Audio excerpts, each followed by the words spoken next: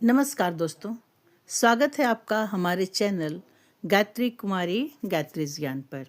आज हम लोग वेद पर चर्चा करेंगे।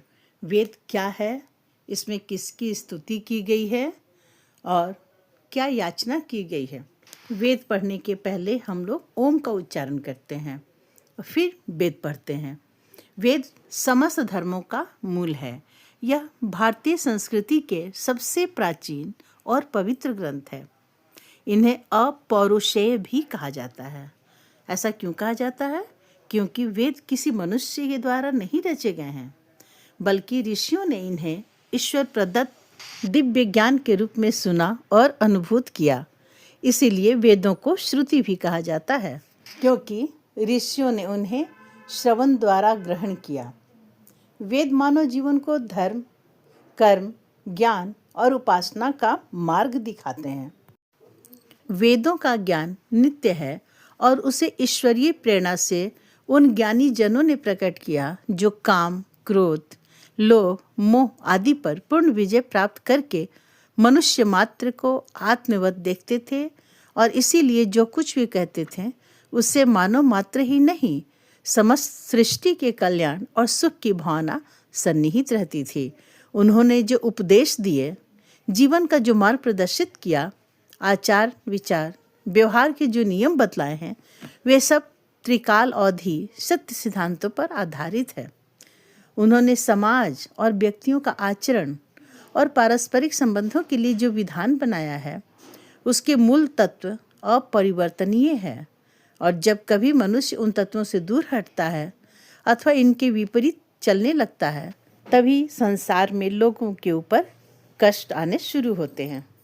वेद मानव जीवन को धर्म, कर्म, ज्ञान और उपासना का मार्ग दिखाते हैं। वेद भारतीय दर्शन, संस्कृति और आध्यात्मिक जीवन की आधारशिला है।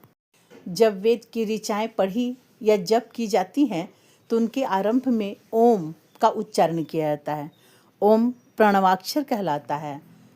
इस प्रणवाक्षर अर्थात ओम के उच्चारण से भगवान ब्रह्मा, विष्णु और महेश तीनों की स्तुति की जाती है, तीनों का ध्यान किया जाता है। फिर वेदों की ऋचाएं पढ़ी जाती हैं। ओम को वेदों का नाद स्वरूप बीज माना गया है और ईश्वर का सार्वभौमिक नाम है। ओम मन, वाणी और शरीर को शुद्ध करता है, वैदिक मंत्रों की लय और शक्ति को जागृत करता है। यही सभी वेदों का मूल नाद है। वेद पाठ गुरु से सीख कर करना श्रेष्ठ माना गया है। साधारण अध्ययन में केवल ओम से आरंभ करना पर्याप्त है। वेदों के विषय में ऐसा भी कहा जाता है कि वेदों के प्रत्येक मंत्र का कोई न कोई ऋषि माना गया है। वेद 4 हैं: ऋग्वेद, सामवेद, यजुर्वेद और अथर्ववेद। ये तो आप पहले भी जाने। वेद में जिन देवताओं की उपासना की जाती है उनकी भी काफ़ी लंबी सूची है। ऋग्वेद में तो परमात्मा की शक्ति के अभिन्न अंग रूप प्रकृति की संचालक शक्तियों की अधिकांश में स्तुति और प्रार्थना की गई है। पर अथर्ववेद में औषधियों, जड़ी बूटियों, व्याधियों के निवारण के अन्य उपायों अथवा आध्यात्मिक विषयों का वर्णन किया गया है। वहाँ उन्हीं की अधिष्ठात्री शक्ति को देवता मानकर उसका नाम दिया गया है। यजुर्वेद और सामवेद में प्रायः सभी देवता ऋग्वेद के ही हैं। वेदों का मूल विषय सृष्टि विज्ञान या सृष्टि विद्या है। सृष्टि का प्रारंभ कैसे हुआ, इसका विस्तार किस प्रकार हुआ, इसके संचालन के नियम क्या क्या हैं, इस विधान में मनुष्य का क्या स्थान और कर्तव्य है, यही विषय हैं जिनको वेदों में भिन्न भिन्न विधियों से तरह तरह के संकेतों और प्रतीकों के द्वारा समझाया गया है। ऋग्वेद में जिन जिन देवताओं की स्तुति की गई है उनके विषय में मैं अगले वीडियो में वर्णन करूंगी। वैदिक ऋषियों का मानना है कि प्रत्येक जड़ अथवा भौतिक पदार्थ की एक चेतन आत्मा भी होती है, वही उसका देवता है। इस दृष्टि से वैदिक सृष्टि विद्या 2 भागों में विभाजित है। एक देव तत्व जिसे शक्ति तत्व भी कह सकते हैं और दूसरा भूत अथवा स्थूल पदार्थ। बिना देवता अथवा शक्ति के किसी भूत या भौतिक पदार्थ की स्वतंत्र सत्ता संभव नहीं है। वेदों में अग्नि, पानी, वनस्पति, औषधि, स्त्रुआ, चषम आदि सब पदार्थों को मनुष्य के समान स्तुति की गई है। विद्वानों ने ऋग्वेद को ज्ञान, यजुर्वेद को कर्म, सामवेद को उपासना और अथर्ववेद को अध्यात्म का विवेचन करने वाला माना है। वेदों के बारे में लोगों के मन में अनेक भ्रांतियां भी है। कुछ लोग ऐसा आरोप लगाते हैं कि वेदों में पशु हिंसा के विषय में चर्चा है, लेकिन ऐसी बात नहीं है। वैदिक सूक्तों का अर्थ करते हुए ऐसा कहा गया है कि पशुओं के मांस आदि से आहुति देने की बात लिखी है, पर जब हम मूल संहिताओं पर विचार करेंगे तो देखेंगे कि वेदों ने तो हिंसा के बजाय अहिंसा का उपदेश दिया है और असहाय प्राणियों, पशुओं की रक्षा को परम धर्म माना है। वेदों में सर्वत्र घृत, सोम, जौ, तिल आदि की आहुति देने की बात कही गई है। जहाँ मेघनाद आदि राक्षसों के लिए रामायण में सदैव पशु अंगों द्वारा ही हवन करने की बात लिखी है। वेद में तो पशुओं की रक्षा करो, गाय को मत मारो, बकरी को मत मारो, भेड़ को मत मारो, 2 पैर वाले पशुओं, पक्षियों आदि को मत मारो, 1 खुर वाले पशुओं, घोड़ा, गधा आदि को ही मत मारो, किसी भी प्राणी की हिंसा मत करो। ये सब बातें लिखी हुई हैं। ऋग्वेद में गौ की उपयोगिता बतलाकर उसकी रक्षा का आदेश दिया गया है। हे अग्नि, हिंसा के अयोग्य भाग्यवती धेनु तृण यानी घास सेवन करने वाली है, हमको भी भाग्यशाली बना, तो घास खाती हुई निर्मल जल पीने वाली हो। जो राक्षस मनुष्य का, घोड़े का और गाय का मांस खाता है तथा दूध की चोरी करता है, उसके सिर को कुचल देना चाहिए। गौ हिंसा की दुर्गति का ऐसा भीषण और रोमांचकारी चित्र खींचा है कि उसे पढ़कर पापी से भी पापी व्यक्ति का दिल कांप जाता है।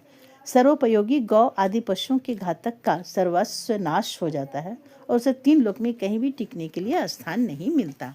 वेदों में एक भाषा के अनेक अर्थ लिए जाते हैं।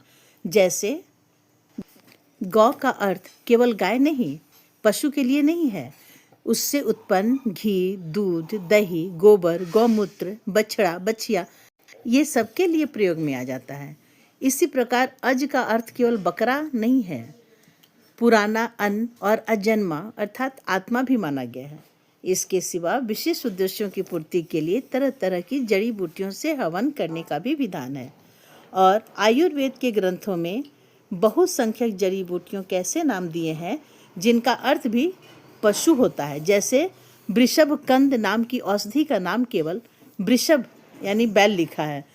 अश्वगंधा शब्द के लिए केवल अश्व लिखा हुआ है जिसका अर्थ घोड़ा होता है। इसी प्रकार महिषाक्ष या गुग्गुल के लिए महिष शब्द का प्रयोग किया गया है। महिष का अर्थ भैंस होता है और गुग्गुल, धुवन ये सब तो आप लोग जानते ही हैं। इन सब चीज़ों से हवन किया जाता है। हुमात में ये सब की गिनती आती है। वाराही कंद एक मूल है जिसके लिए वाराह शब्द का प्रयोग किया गया है और वाराह का अर्थ होता है सुअर। अब यहाँ पे वाराही कंद से अगर हवन किया जा रहा है तो उसका वर्णन लोग समझते हैं कि जीव जंतुओं की बलि दी जाती है। मूषा करनी के लिए मूषक शब्द का प्रयोग किया गया है। फलों और औषधियों के गुदे के लिए मांस शब्द लिखा है। जैसे आम के गुदे, इस शब्द के लिए लोग आम के मांस, अस्थि, मज्जा का जिक्र किया करते हैं। गुठली को उसकी अस्थि कहते हैं। ऐसे कारणों से भी बहुत से लोग भ्रम में पड़े रहते हैं कि वेदों में हिंसा करने की बात कही गई है, जो कि बिल्कुल ही गलत है। सारांश यही समझिए कि वेदों में हिंसा का कोई स्थान नहीं है। वेदों में तो आत्मवत सर्वभूतेषु या वसुधैव कुटुंबकम का ही संदेश दिया जाता है।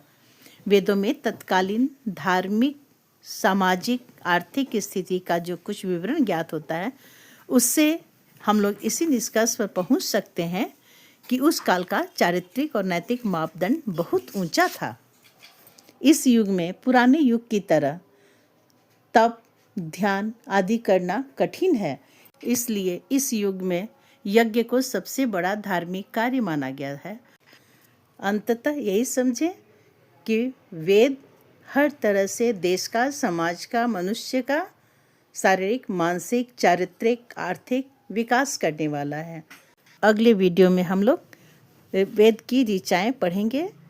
सबसे पहला वेद का नाम है ऋग्वेद, तो हम लोग ऋग्वेद की ही ऋचाओं को पढ़ेंगे और उसका अर्थ जानेंगे। ऋग्वेद में सबसे शुरू में अग्नि देवता की स्तुति की गई है। तो मिलते हैं अगले वीडियो में ऋग्वेद की ऋचाओं के साथ एवं उसके अर्थ के साथ। अगर मेरा वीडियो आपको अच्छा लगा है और वेद के विषय में आपकी रुचि है, जानकारी चाहिए, तो आप मेरे चैनल को सब्सक्राइब करें, लाइक, शेयर और कमेंट करें।